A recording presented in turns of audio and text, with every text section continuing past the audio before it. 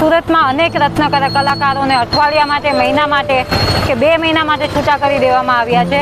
ત્યારે કોઈની પાસે ડિગ્રી નથી, કોઈની પાસે બીજો ધંધો નથી કે કોઈના બાળકો સ્કૂલ નથી જઈ શકે એમ, તો કોઈને બાળકોની ફી ભરી શકે એમ નથી. તો આ તમામની વચ્ચે, આ મંદિરના મહાયુદ્ધની વચ્ચે સુરતના રત્ન કલાકારો, સુરતના યોદ્ધાઓ લડી રહ્યા છે. તો આવો હું તમને આ યોદ્ધાઓ સાથે મુલાકાત કરાવું.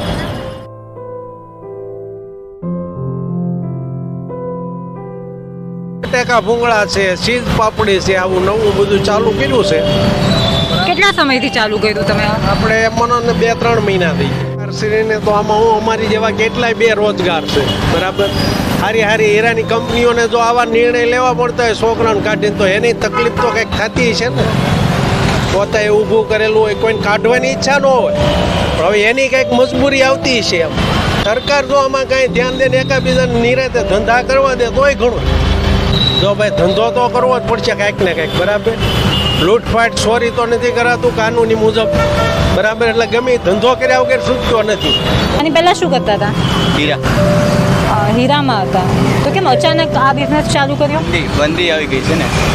ઓકે, એટલે હીરામાં મંદી આવી એટલે કારખાનામાંથી છૂટા કરી દીધા છે. હા, ને આમે બોલાવે તો 9 વાગે બોલાવે, 5 વાગે છૂટા, એમાં કંઈ કામ નથી થતું. બરાબર, 6-7 હજારનું કામ થાય.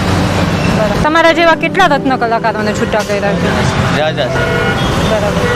અહીંયા તમે આ એરિયા પસંદ કર્યો છે, અહીંયા કોઈ તકલીફ તમને અહીંયા?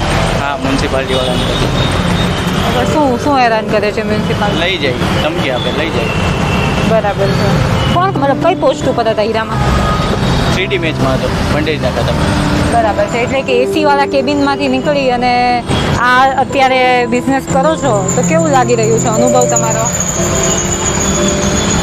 કંઈક અનુભવ તો થતો હશે ને કે આ નવું છે, ગમે છે, નથી ગમતું, તો પછી કેવું લાગે? સ્ટ્રગલ કઈ રીતનું છે? કરવું તો પડે, પછી એમાં તો કાંઈ બોલું નથી.